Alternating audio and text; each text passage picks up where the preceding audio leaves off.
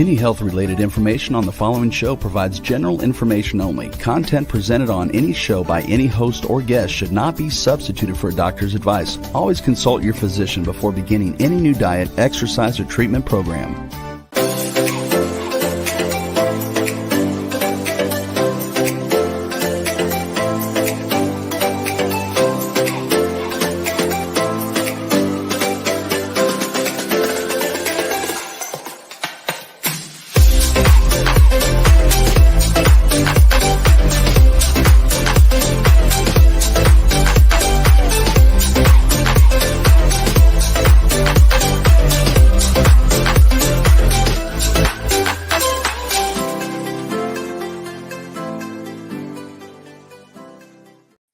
Hello, everyone.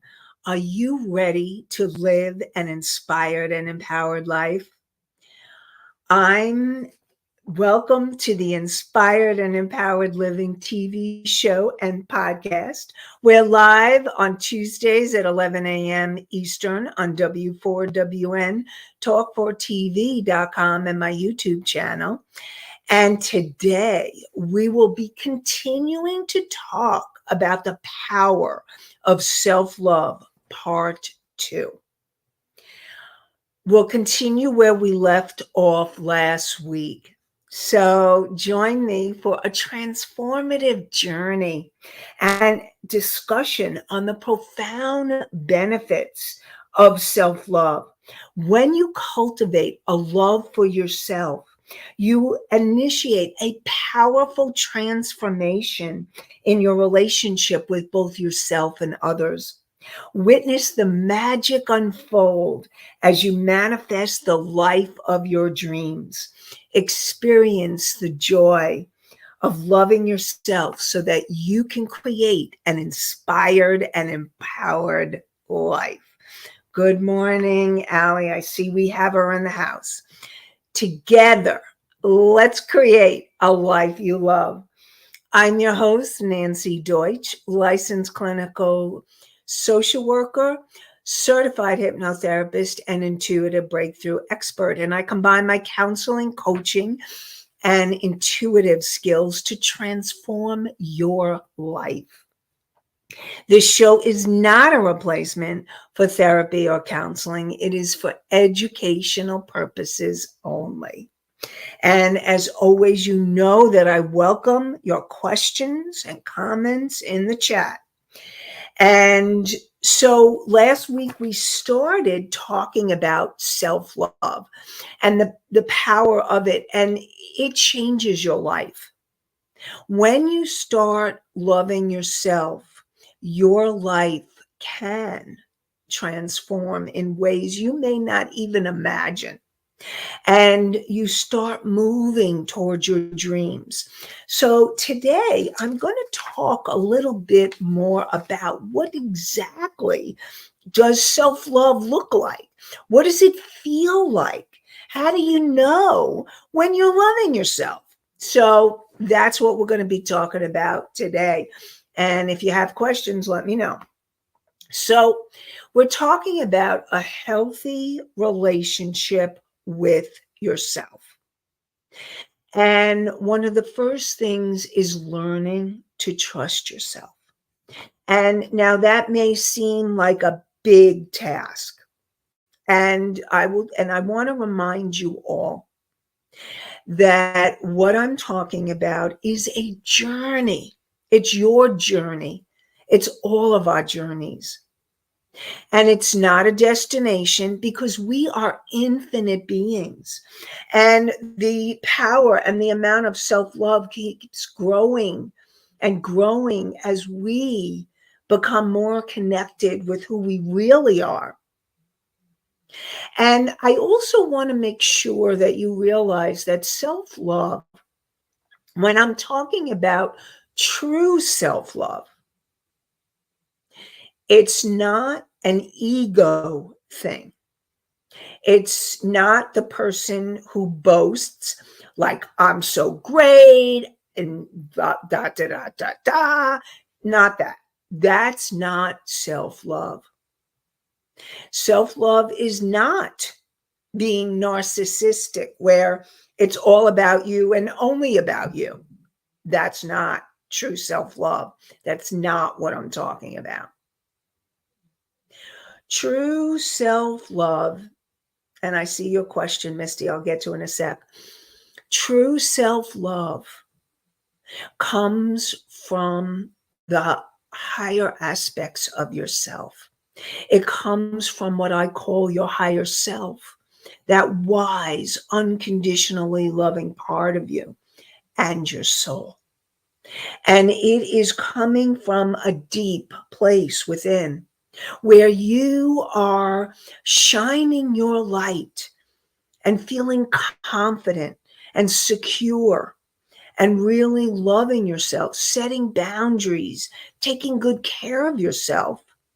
And you're not people pleasing at your expense, and you're not giving to others. And that's really important. There's a balance between the giving and the receiving, and you're shining your light brightly. Okay, so Misty has a question. What's the question? How can we know we are connecting with the right things for us? So when you ask about the right things, Misty, I just want to make sure, if I don't have it right, please clarify the question. When you say the right things, are you talking about the right parts of yourself, like your higher self and your soul? How do you know that you're connecting with them? You know that you're connecting with these aspects of your being when you feel, because your feelings really give clues to whether you are truly loving yourself or whether you're overcompensating. So for example, let me give you an example. When you truly love yourself, perhaps you're feeling peace, or you're feeling this love that radiates out you from a very core place inside of you, or you're feeling joy, and it comes from a grounded place. It's not coming from an overexcited place, an overjoy. It's coming from a place where your connection to the higher aspects of yourself have deepened. The right things is to be in touch with self-love and not ego-driven. Okay, thank you. Thank you for clarification.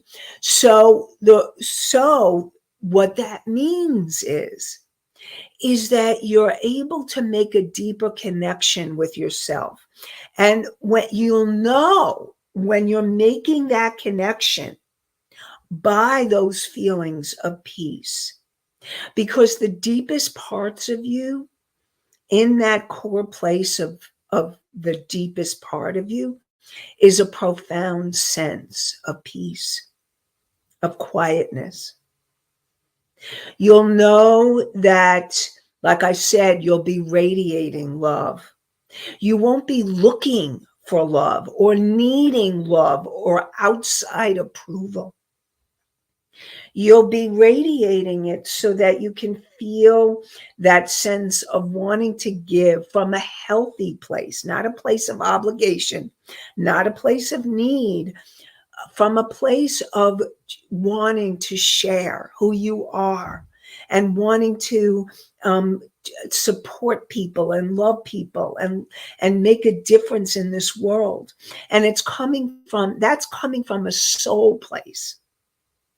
And ego driven would be, you would feel like, well, and you may not even do this consciously. So I just want you to know, so let me do my Psych 101 so we're all on board. Your conscious mind is the part of you that chose to be here now, so thank you. Your conscious mind makes empowered decisions. So when you make a decision in present time, you are making it from your conscious mind. You're responding from a very clear, centered space. But if you're reacting, so if you have emotions like fear or anger, guilt, shame, even grief, that's coming from a reaction to someone or something, and that's coming from more of a subconscious place. And your subconscious is from the moment you were conceived to present time, that you have recorded every moment, and you may go into reactive mode instead of being focused and present and conscious. That is another sign that you are aligned with the higher aspects. And when I talk about the superconscious mind, those are the higher aspects of your being, like when you're connected with your higher self, the wise, unconditionally loving part of you, or your soul, that core energy essence of who you are. So again, I hopefully this is clarifying things. And if it's not, ask more questions. Come, bring Country Corners Gazette question back. When we are feeling off or not our usual, are we not loving ourselves at that time? So if you are feeling off, what's happening is there's something that you may be reacting to, and you may not even know on a conscious level what you're reacting to. And it's not about when you're having these feelings, because there was another thing I wanted to share about grief. Grief is an important feeling to allow yourself to feel. And these feelings, it's not that you should not feel them. It's about allowing yourself to let yourself feel and move them through your body instead of staying stuck in them. So allowing yourself to feel grief if a loved one has passed or if you've had a loss, it's allowing yourself to acknowledge and accept that feeling, and you don't have to stay stuck in it. So it's allowing the energy, because feelings are energy that want to move through. So if you're feeling off, it's not a matter like that's right or wrong. It's a matter of what are you going to do with the feeling of feeling off? How are you going to support yourself? What are you going to do to love yourself in that moment, to help perhaps feel more centered or grounded? Maybe it's about feeling centered or grounded or meditating or journal writing, because those are self-love activities to help you understand what's going on for you if you're feeling off. So it's not about you feeling off or you feeling any of those feelings. That's wrong. I don't want you to get that the impression that it's wrong to feel those feelings. It's really, what do you do with those feelings? How do you support yourself to move through them so that you don't feel stuck in them? That's loving yourself. So that's where the distinction is, because when you're feeling off, there may be a feeling that needs to be surface, that you need to feel in order for you to go back to the place of peace or love or joy. And so what I would support you is, if you feel off, you say to yourself, okay, what's going on for me? Or what can I do right now to take care of myself? So that would be a self-love question. What can I do in this moment right now to take care of myself? Or what can I do in this moment to love myself? And it may be comforting yourself. It may be just taking a few minutes and just tuning in. What feels off? What feels ungrounded? Or what is the feeling that needs to be expressed? When you allow yourself to express all feelings in healthy ways, which is not hurting yourself, not hurting anyone else, and not hurting the environment, and you allow emotions which want to move through you, that is healthy, loving yourself behavior. Trying to shut them down like, oh, I should be feeling positive, I should be loving myself, would not be healthy, loving yourself behavior, because that's shooting on yourself. If you are shooting on yourself, you're not being in self-loving behavior. So if you ever find yourself saying, I should do this, I should do that, I should, well, I'm going to support you to stop the shooting. Okay? Stop. Take a breath. What can I do right now to love myself? What can I do right now to take care of myself?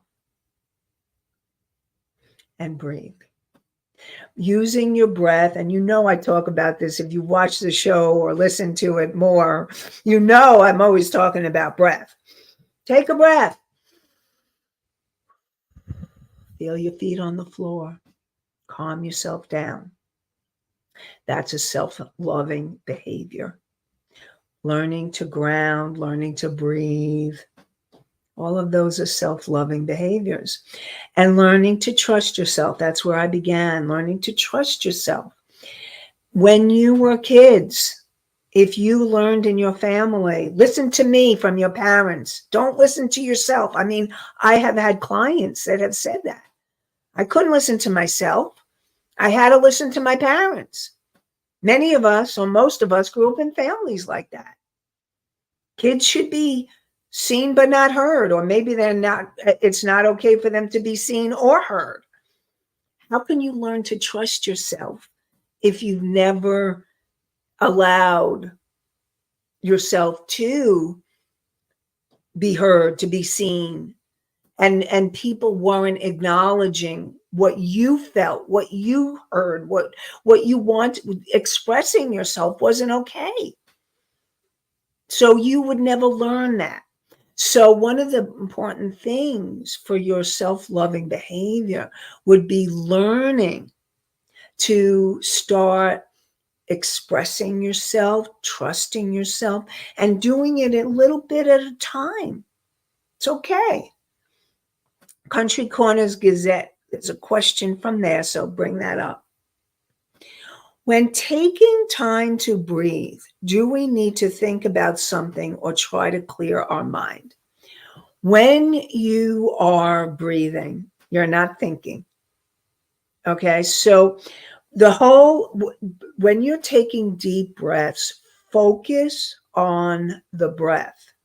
When you're focusing on the breath, it brings you into present time. You're not trying to figure it out. You're not trying to clear your mind. What really happens is you do clear your mind when you come back into present time. Clearing your mind means focusing on present awareness, what's going on in your environment right here and right now. And a lot of when I'm working with clients and when I'm with myself, I'm like, okay, I got to breathe. And you want to do the belly breath, because that's deep breathing that brings you what happens with belly breath, which is, I'll describe belly breath, and you can even do it now with me. Put your hands on your belly and you breathe in. And when you breathe in, your belly goes out. And when you breathe out, your belly goes in. Breathe in, belly goes out. And breathe, and then exhale, and belly goes in. Breathe out. Breathe in, and the belly goes out, and breathe in. Or exhale, and the belly goes in. And when you do that, belly breaths are self-loving behavior, because what we're trying to do here is help bring you into self-loving behaviors. So what happens with belly breath is it calms the nervous system. Actually taking those belly breaths bring the whole nervous system and helps you calm down. That's why they're so important. So important. Are there other ways of breathing? Country Corners asks. So yes, there are. I will tell you, yogic traditions, many traditions have all different kinds of breathing techniques. The breathing you want to let go of is stress breathing. And stress breathing, when you're feeling stressed out, when you're stuck in emotions, you're feeling fear and you're stressed, or when you're feeling really angry, or when you're feeling guilt or shame or something else, what happens is your breathing shuts down. It's not that it totally shuts down, okay? Otherwise you wouldn't be able to live. But you have shallow breathing. And shallow breathing is stressed breathing. When you do the belly breath or other types of breath work, there's a 4 count where there's box breathing. You count to 4. Breathe in, count to 4, hold the breath, and out, count to 4. So there's there's a lot of different. There's nose breathing in yogic traditions. They have yogic breath, and so there's a lot of other types of breathing. I particularly, for me, okay, and that's why I like to teach it most, what helped me most was belly breath. And the reason why it's helped me most is I can use my hands and do a physical movement, which helps bring me into present time. And so that's why I love the belly breath, because you can put your hand on your belly and actually feel if you're doing it correctly, and if you're not, then you can course correct.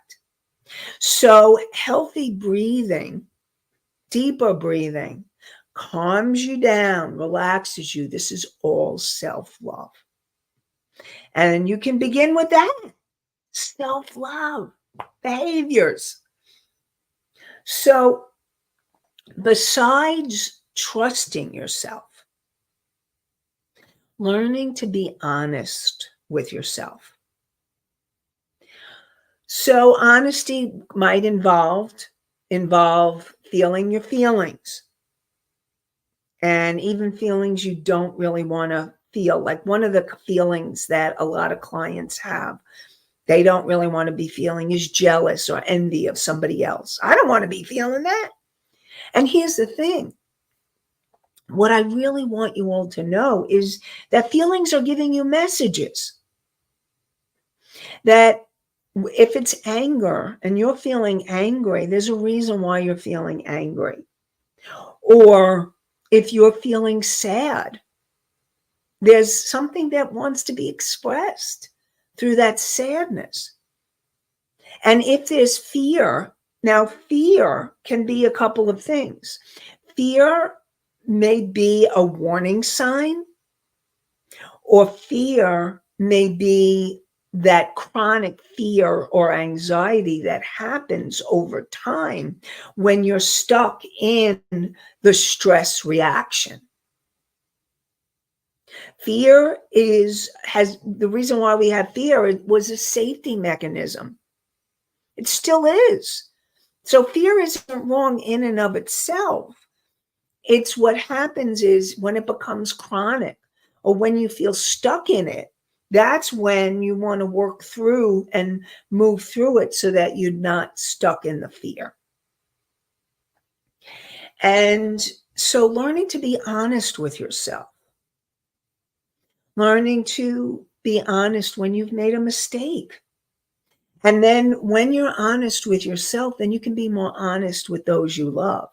And that leads to healthier relationships, which we're going to get to this month, because I definitely will do shows on healthy relationships, healthy, loving relationships. I wanted to start with self-love and then go to that. Loving yourself means respecting yourself, having self-respect. And remember, last week we were talking about, oh, if you just say stupid, I did it stupid, that was stupid, or I'm stupid. And I supported you to take out stupid. And yes, it's better if you say that was a stupid behavior, because it's really important when you're talking to yourself and others to make sure you split out you from the behavior. You're not stupid, and maybe it was a stupid thing to do. And that's one level of the behavior. And the next level would be to say, okay, I could have done better. Even take out the word stupid. And so learning to respect yourself would be making sure that you're not calling yourself names, that you're respecting yourself in ways that you would want others to respect you. And then you would end up respecting others more as well. Self-respect. And learning to accept yourself and accept what's going on. Now, yes, you can still want change. So I'm not saying to accept your life the way it is and never change. What I'm saying is to accept where you are right now and know that you have a dream or a desire of something better for your life. So, for example, let's say you are wanting to find a way to have better health. And you keep saying, okay, I am going to start eating better, or I'm going to stop the sugar, or I'm going to start the exercise, and then you never do.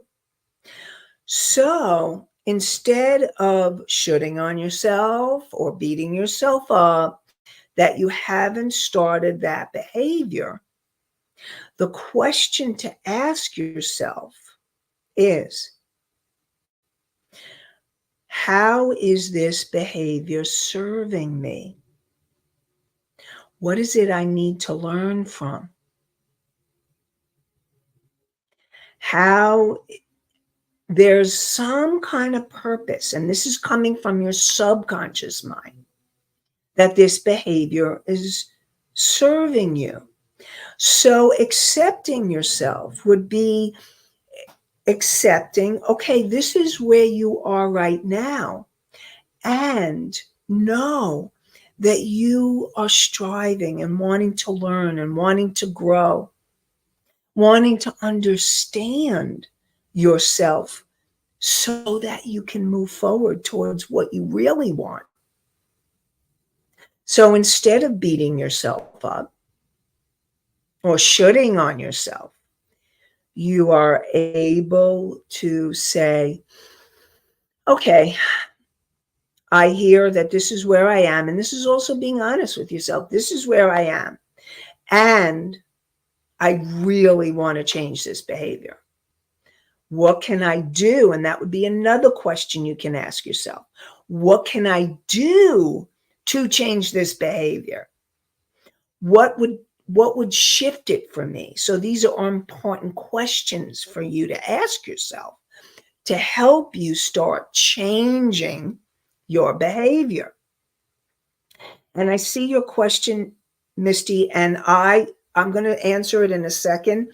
Before I do, I just want to talk about the meditation, because the meditation that I created, and even if you don't like meditations, just follow along and listen to my voice. And what it's going to do is help you clear your energy, make a connection to your higher self. And then you could ask, well, how is this behavior serving me? So that you can get answers, understanding of what's going on in your subconscious mind. So to download the meditation, go to inspiredandempoweredliving.com/meditation. So it's the name of the show, inspiredandempoweredliving.com/meditation, MEDITATION. inspiredandempoweredliving.com/meditation. And Rebel, please put it in the chat. Thank you. Thank you. Thank you. Okay. So I wanted to make sure that I talked about the meditation, because it's also another way that you can get in touch with what's going on in your subconscious mind, to get information, to get answers, to support you in moving forward. Because you want, self-love is getting an understanding, it's self-discovery, it's self-understanding. Those are all self-loving behaviors. And the more that you understand what's going on in your subconscious mind and what's creating the behaviors, instead of beating yourself up for behaviors, the healthier you are and the more you're loving yourself. So Misty asks, how long does it take for a behavior to root and start working? So you're asking for habitual patterns. So in hypnosis and in behavior, there's different studies, there's a 21-day, there's 30 days, there's 45. And what I would say at least 30 a month. And if you can do the behavior for a month, more likely it can become a habit, a positive habit. You want positive habits, positive behaviors, a positive habit that you will continue and can continue. So definitely it would take, I would say, about a month, 30 days. And here's the thing. If you find that you still haven't, I mean, it may take 45 days for you. Really check in with yourself, be honest with yourself, and keep going. Don't stop. Keep going.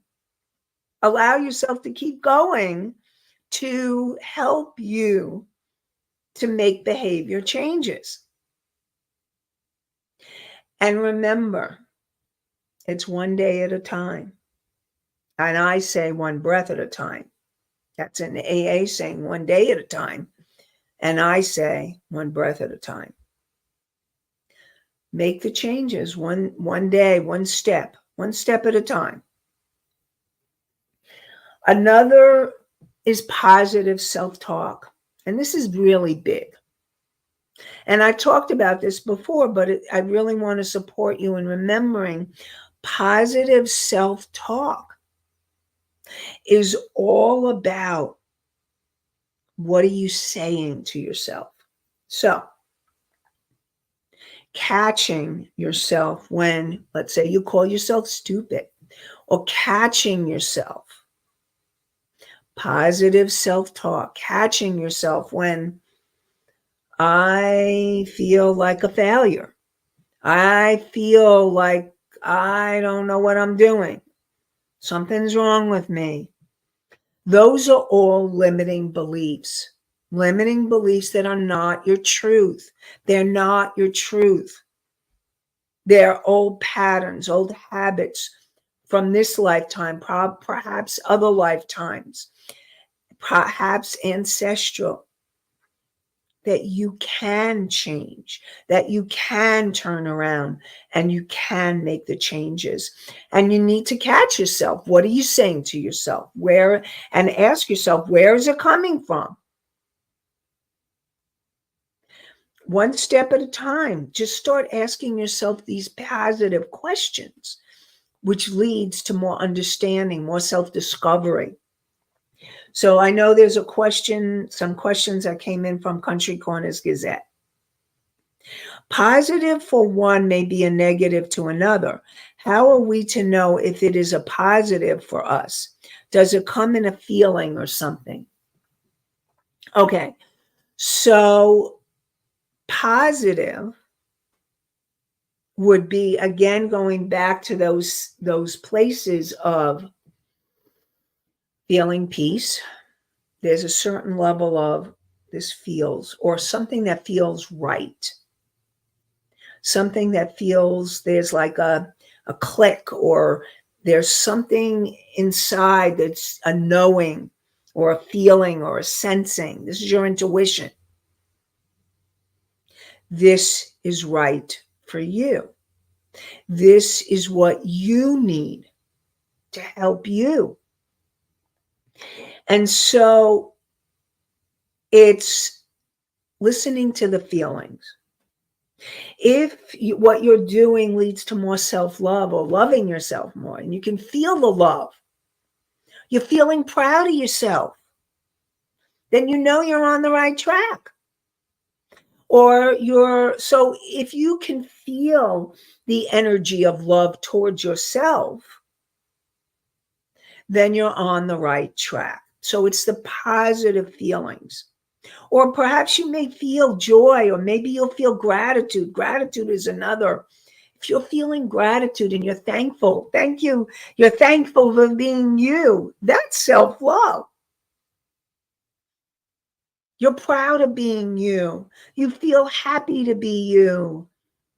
Those are all feeling states that are leading you on. Those are self-love feelings. So yes, definitely, it will come with feelings. It will come with senses. Sometimes it comes with knowings. That's the intuitive place. You're knowing you're on the right track. That's all self-love. Yes, yes. Okay, so Misty. What's Misty's question?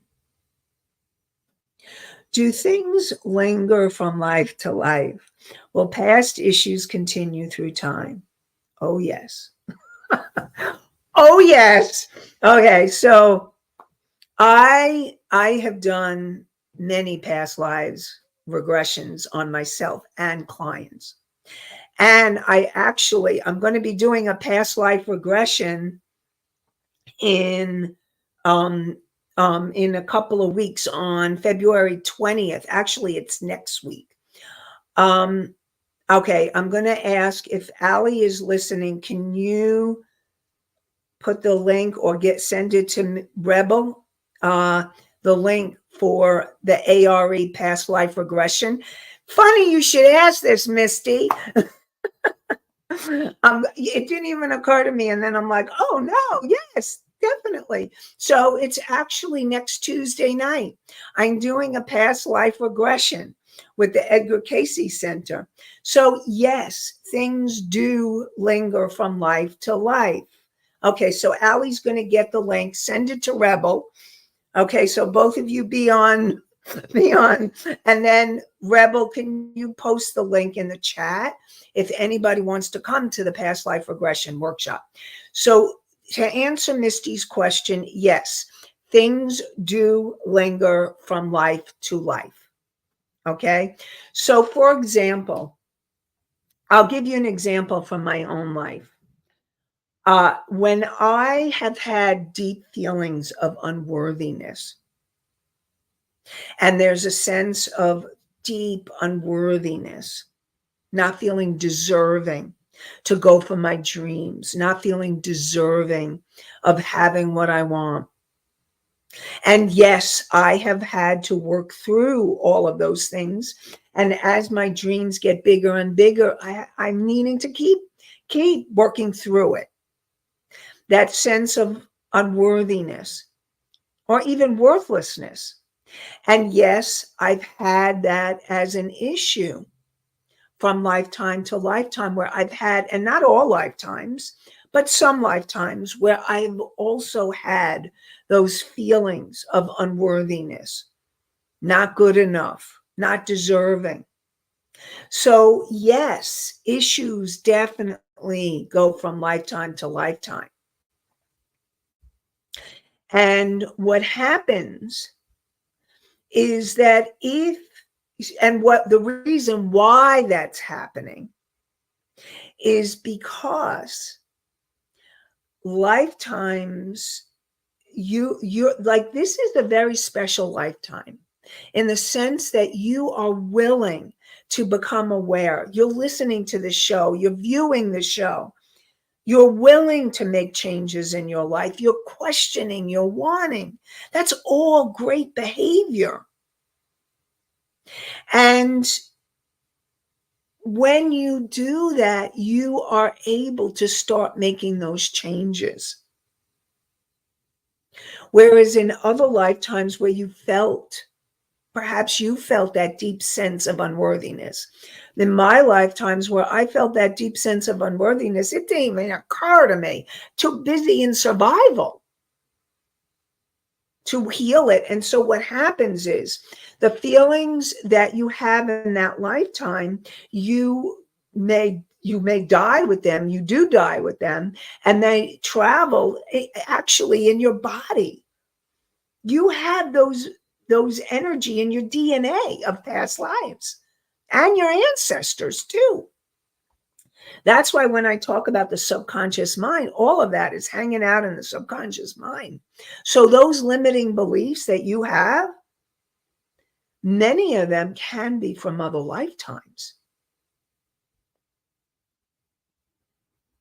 And so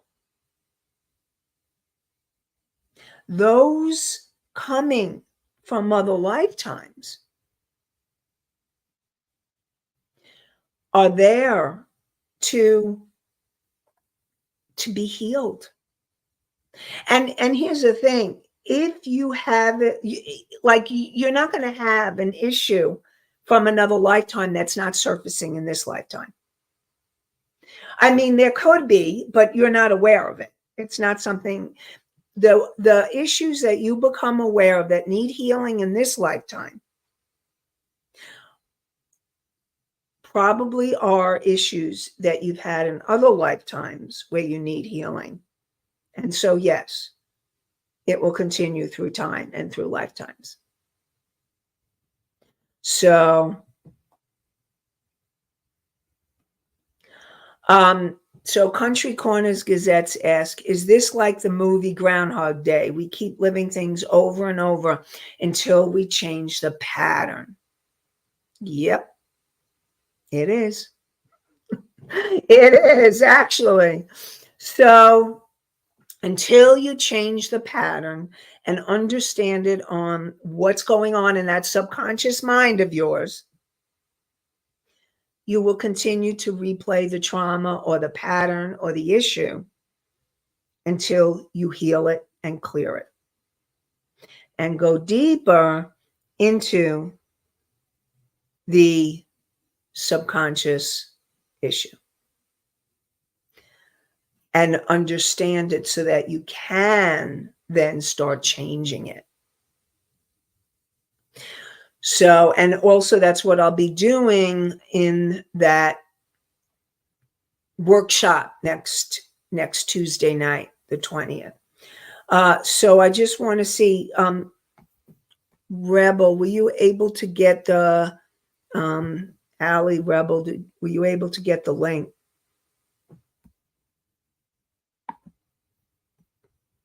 Just want to say.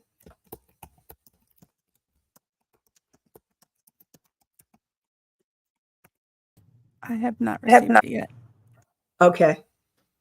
Okay. So if we don't get it before the end of the show, what I'm going to do is it's above. Okay. Allie says it's above. Allie, where? I don't see it. Do you see it, Rebel? I don't. We're I'll not have to seeing look it, on Allie. let What? me look let me look on the YouTube thing. Okay.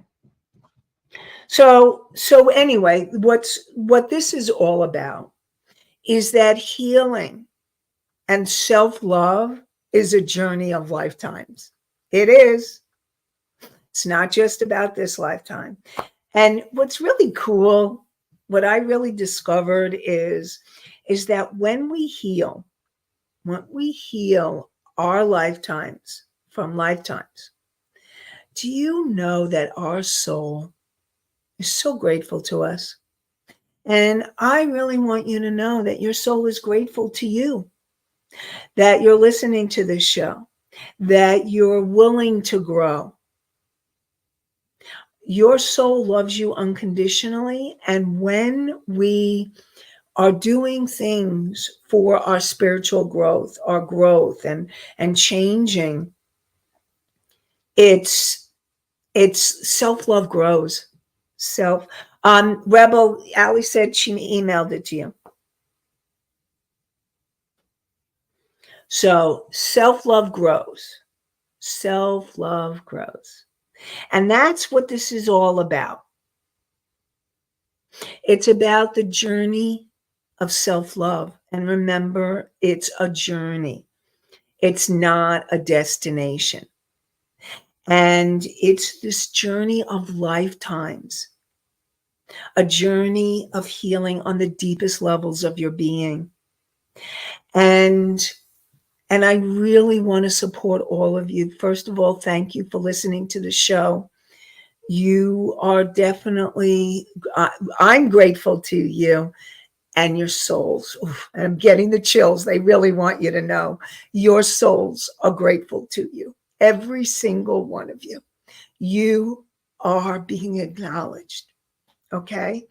And so join us next week for more inspired and empowered living. So we are going to be talking about more self-love. We're going to also be talking about relationships and healthy, loving relationships. And Rebel put the link in all the different places for next week's workshop on past life regression, discovering more of who you are. So I hope that you'll join us for next week for the past life regression. And definitely, I look forward to connecting with you more next week. So I wish you all an inspired and empowered day and an inspired and empowered week. Have a great one, everybody. Bye for now.